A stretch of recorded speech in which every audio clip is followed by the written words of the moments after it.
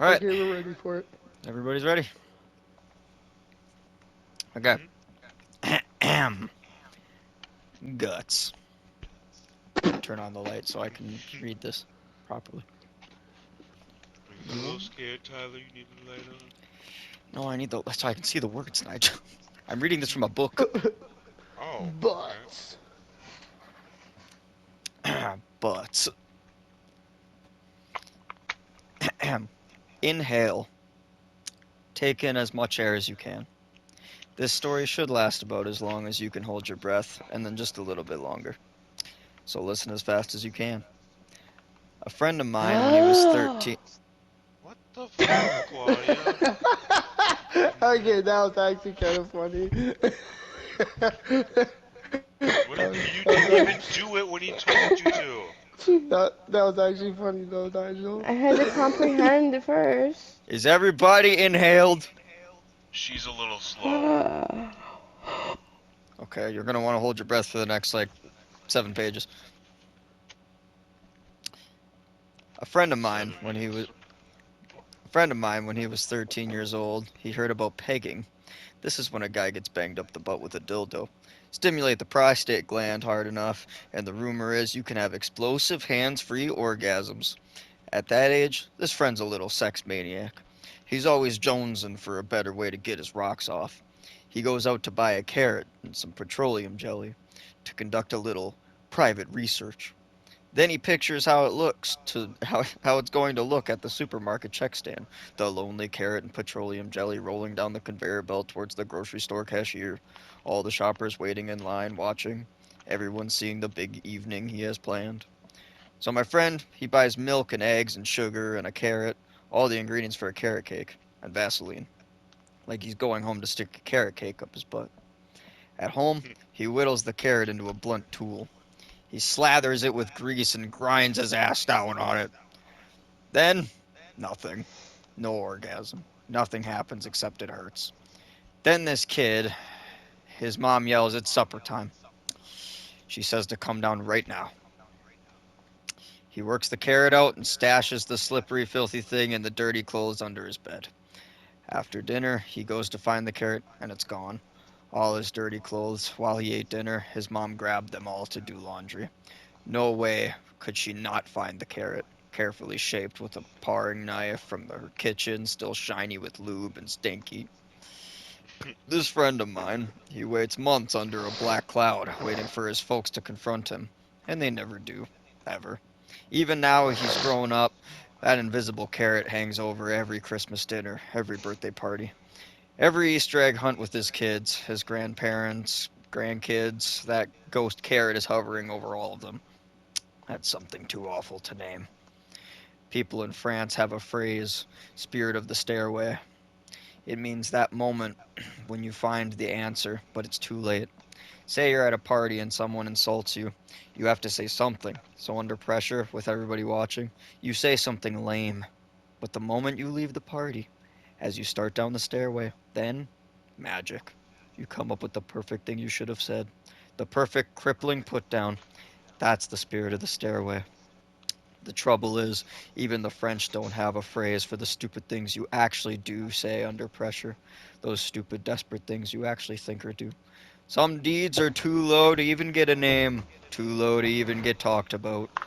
Looking back, kid psych experts, school counselors now say that most of the last peak in teen suicide was kids trying to choke, wait, trying to choke while they beat off their kids or their folks would find them a towel twisted around the kid's neck, the towel tied to the rod in their bedroom closet, their kid dead, dead sperm everywhere. Of course, the folks cleaned up. They put some pants on their kid. They made it look better, intentional at least. The regular kind of sad teen suicide. Another friend of mine, a kid from school, his older brother in the Navy, said how guys in the Middle East jack off different than we do here. This brother was stationed in some camel country where the public market sells what could be fancy letter openers. Each fancy tool is just a thin rod of polished brass or silver, maybe as long as your hand, with a big tip at one end. either a big metal ball or the kind of fancy carved handle you'd see on a sword. This Navy brother says Arab guys get their dick hard and then insert this metal rod into the whole length of their boner. They jack off with the rod inside, and it makes getting off so much better, more intense. It's this big brother who travels around the world, sending back French phrases, Russian phrases, helpful jack off tips. After this, the little brother, one day, he doesn't show up at school. That night, he calls to ask if I'll pick up his homework for the next couple weeks because he's in the hospital. He's got to share a room with old people getting their guts worked on. He says how they all have to share the same television. All he's got for privacy is a curtain. His folks don't come and visit. On the phone, he says how right now his folks could just kill his big brother in the Navy. On the phone, the kid says how the day before he was just a little stoned. At home in his bedroom, he flopped on the bed. He was lighting a candle and flipping through some old porno magazines, getting ready to beat off. This is after he's heard from his Navy brother. That helpful hint about how Arabs get beat off. The kid looks around for something that might do the job. A ballpoint pen's too big, a pencil's too big and rough. But dripped down the side of the candle, there's a thin, smooth ridge of wax that just might work. With the tip of one finger, the kid snaps the long ridge of wax off the candle. He rolls it smooth between the palms of his hands, long and smooth and thin. Stoned and horny, he slips it down inside, deeper and deeper into the piss slit of his boner. My urethra. With a good hank of the wax still poking out the top, he gets to work. Even now he says those Arab guys are pretty damn smart. They've totally reinvented jacking off. Flat on his back in bed, things are getting so good, this kid can't keep track of the wax. He's one good squeeze from shooting his wad when the wax isn't sticking out anymore. The thin wax rod, it's slipped inside, all the way inside. So deep inside, he can't even feel the lump of it inside his piss tube. From downstairs, his mom shouts it's supper time. She says to come down right now. This wax kid and the carrot kid are different people, but we all live pretty much the same life. It's after dinner when the kid's guts start to hurt. It's wax, so he figured maybe it would just melt inside him and he'd piss it out. Now his back hurts, his kidneys. He can't stand straight. This kid talking on the phone from his hospital bed. In the background, you can hear bells ding, people screaming. Game shows. The X-rays show the truth. Something long and thin, bent double inside his bladder. This long, thin V inside him. It's collecting all the minerals in his piss. It's getting bigger and more rough, coated with crystals of calcium. It's bumping around, ripping up the soft lining of his bladder, blocking his piss from getting out. His kidneys are backed up. What little that leaks out of his dick is red with blood. This kid, with his folks, his whole family, them looking at the black X-ray with the doctor and the nurses standing there, the big V of wax glowing white for everybody to see. He has to tell the truth, the way Arabs get off, what his big brother wrote him from the Navy. On the phone right now, he starts to cry. They paid for the bladder operation with his college fund. One stupid mistake, and now he'll never be a lawyer. Sticking stuff inside yourself, sticking yourself inside of stuff, a candle in your dick or your head in a noose. He knew it was going to be big trouble. What got me in trouble? I called it pearl diving. This meant whacking off underwater, sitting on the bottom at the deep end of my parents' swimming pool. With one deep breath, I'd kick my way to the bottom and slip off my swim trunks. I'd sit down there for 2, 3, 4 minutes. Just from jacking off, I had huge lung capacity. If I had the house to myself, I'd do this all afternoon. After I'd finally pump out my stuff, my sperm, it would hang there in big, fat, milky gobs. After that was more diving to catch it all, to collect it and wipe each handful in a towel. That's why it was called pearl diving. Even with chlorine, there was my sister to worry about, or Christ almighty, my mom. That used to be my worst fear in the world. My teenage virgin sister thinking she's just getting fat, then giving birth to a two-headed retard baby, both the heads looking just like me. Me, the father, and the uncle. In the end, it's never what you worry about that gets you. The best part of pearl diving was the inlet port for the swimming pool filter and the circulation pump. The best part was getting naked and sitting on it. As the French would say, who doesn't like getting their butt sucked? Still, one minute you're just a kid getting off, and the next minute you'll never be a lawyer. One minute I'm sitting on the pool bottom and the sky is wavy, light blue from 8 feet of water above my head. The world is silent except for the heartbeat in my ears. My yellow striped swim trunks are looped around my neck for safekeeping just in case a friend, a neighbor, anybody shows up to ask why I skipped football practice. The steady suck of the pool inlet hole is lapping at me, and I'm grinding my skinny white ass around that feeling.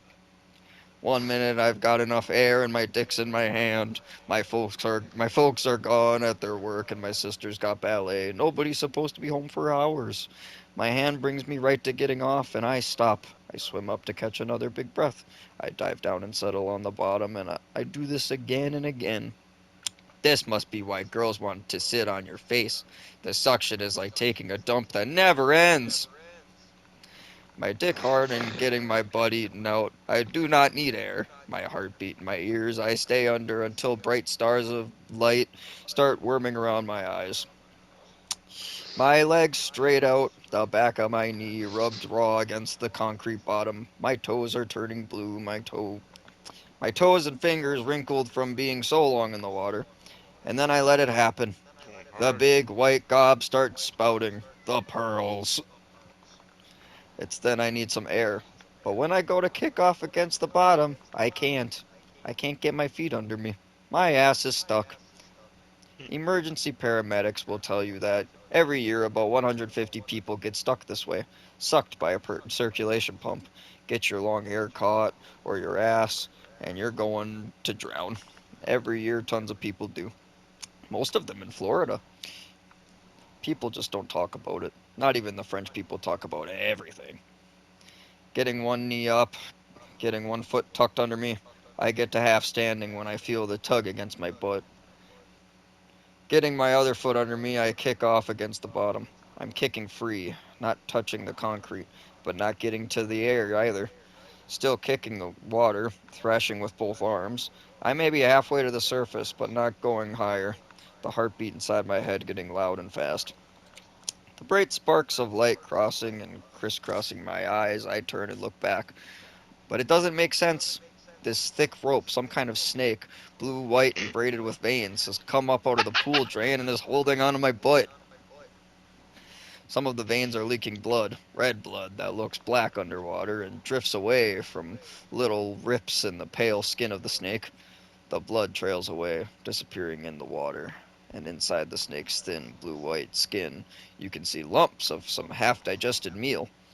That's the only way this makes sense. Some horrible sea monster, a sea serpent, something that's never seen the light of day. It's been hiding in the dark bottom of the pool drain, waiting to eat me. So, I kick at the slippery, rubbery, knotted skin and veins of it, and more And of it it seems to hurts. pull out of the pool drain. It's maybe as long as my leg now, but still holding tight round my butthole. With another kick, I'm an inch closer to getting another breath. Still feeling the snake tug at my ass. I'm an inch closer to my escape. Knotted inside the snake, you can see corn and peanuts. You can see a long, bright orange ball. It's the kind of horse pill vitamin that my dad makes me take to help put on weight to get a football scholarship with extra iron and omega-3 fatty acids. It's seeing that vitamin pill that saves my life. It's not a snake. It's my large intestine, my colon pull out of me. What doctors call prolapsed. It's my gut sucked into the drain. Paramedics will tell you a swimming pool pump pulls 80 gallons of water every minute. That's about 400 pounds of pressure. The big problem is, we're all connected together inside. Your ass is just the far end of your mouth. If I let go, the pump keeps working, unraveling my insides, until it's got my tongue. Imagine taking a 400-pound shit, and you can see how this might turn you inside out. What I can tell you is your guts don't feel much pain, not the way your skin feels pain. The stuff you're digesting, doctors call it fecal matter. Higher up is chyme, pockets of thin, runny mess studded with corn and peanuts and round green peas. That's all this soup of blood and corn, shit and sperm and peanuts floating around me, even with my guts unraveling out my ass. Me holding on to what's left. Even then, my first want is to somehow get my swimsuit back on. God forbid my folks see my dick. My one hand holding a Priorities. fist around my ass. Sorry, go ahead. I said priorities. Oh, okay. My one hand holding a fist around my ass, my other hand snags my yellow striped swim trunks and pulls them from around my neck. Still getting into them is impossible. You want to feel your intestines? Go buy a pack of those lambskin condoms, take one out and unroll it, pack it in with peanut butter, smear it with petroleum jelly and hold it underwater, then try to tear it. Try to pull it in half. It's too tough and rubbery, it's so slimy you can't hold on. A lambskin condom? That's just plain old intestine. Now you can see what I'm up against. You let go for a second and you're gutted. You swim for the surface for a breath and you're gutted. You don't swim and you drown. It's a choice between being dead right now or a minute from now. What my folks will find after work is a big naked fetus curled in on itself, floating in cloudy water of their of their backyard pool, tethered to the bottom by a thick rope of veins and twisted guts, the opposite of a kid hanging himself to death while he jacks off. This is the baby they brought home from the hospital 13 years ago. Here's the kid they hoped would snag a football scholarship and get an MBA, who'd care for them in their old age. Here's all their hopes and dreams, floating here, naked and dead, all around him big milky pearls of wasted sperm. Either that or my folks will find me wrapped in a bloody towel, collapse halfway from the pool to the kitchen telephone, the ragged, torn scrap of gut still hanging out of the leg of my yellow striped swim trunks. What even the French won't talk about. That big brother in the Navy taught us one other good phrase. A Russian phrase. The way we say, I need that like I need a hole in my head. Russian people say, I need that like I need teeth in my asshole. Those stories you hear about how animals caught in a trap will chew off their leg, well, any coyote would tell you a couple bites beats the hell out of being dead. Hell, even if you're Russian, someday you just might want those teeth. Otherwise, what you have to do is you have to twist around. You hook one elbow behind your knee and that leg up, pull that leg up into your face. You bite and snap at your own ass. You run out of air and you will chew through anything to get that next breath. It's not something you want to tell a girl on a first date. Not if you expect a kiss goodnight. If I told you how it tasted, you would never ever again eat calamari. It's hard to say what my parents were more disgusted by, how I'd gotten into trouble or how I'd saved myself. After the hospital, my mom said, "You didn't know what you were doing, honey. You were in shock." And she learned how to cook poached eggs. All those people grossed out or feeling sorry for me, I need that like I need teeth in my asshole. Nowadays, people always tell me I look too skinny. People at dinner parties get all quiet and pissed off when I don't eat the pot roast they cooked. Pot roast kills me. Baked ham, anything that hangs around inside my guts for longer than a couple hours, it comes out still food. Home cooked lima beans or chunk light tuna fish, I'll stand up and find it still sitting there in the toilet. After you have a radical bowel resectioning, you don't digest meat so great. Most people, you have 5 feet of large intestine. I'm lucky to have my 6 inches. So I never got a football scholarship, never got an MBA. Both my friends, the wax kid and the carrot kid, they grew up, got big. But I've never weighed a pound more than I did that day when I was 13. Another big problem was my folks paid a lot of good money for that swimming pool. In the end, my dad just told the pool guy it was a dog. The family dog fell in and drowned. The dead body got pulled into the pump. Even when the pool guy cracked open the filter casing and fished out a rubbery tube, a watery hank of intestine with a big orange vitamin pill still inside it, even then my dad just said, "That dog was fucking nuts." Even from my upstairs bedroom window, you could hear my old man say, "We couldn't trust that dog alone for a second." Then my sister missed her period. Even after they changed the pool water, after they sold the house and we moved to another state, after my sister's abortion, even then my folks never mentioned it again, ever. That is my family's invisible carrot. Now you can take a good deep breath because I still have not. She got pregnant because of the cum in the water?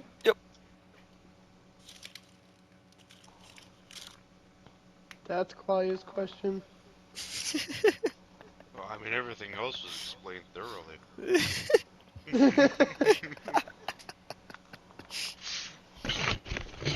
So, every story in that, all three of those people, every single bit of that story, except for the sister getting pregnant, that didn't happen. But everything else is completely true. It happened. How do you know the sister one didn't happen? Did you make it up? This is why No, the author made guys it up. live longer than girls. Yeah, this You is mean why girls guys live live longer than longer No, no, than no. guys? She Yeah, said yeah, it. She girls said live longer no, than guys. that did. No, Yeah, because you yeah. Shut the see, fuck up. guys He can survived. have almost their entire intestines Yeah. ripped out and still keep on going. Yeah. Guys are retarded as shit. All right. Hey now. We're just looking for a good time. Yeah. We're rock stars. We keep our That's game something on. James would do. We go and But play. how do you know the sister thing is I fake? might have already The done it. author. Okay, so the author, which by the way, same dude who wrote Fight Club. He learned all these stories from. I think one of them was a friend. The other one was from a sex addict anonymous thing. Oh Um, jeez. and he added in that sister getting pregnant part. Okay. Just a shock. But yeah, these are actual stories.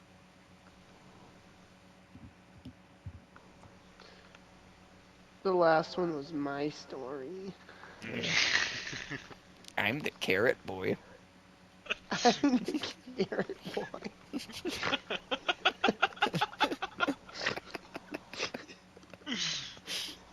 Do you That's think me. if he bit off at the right spot, he could just re-inhale the pill?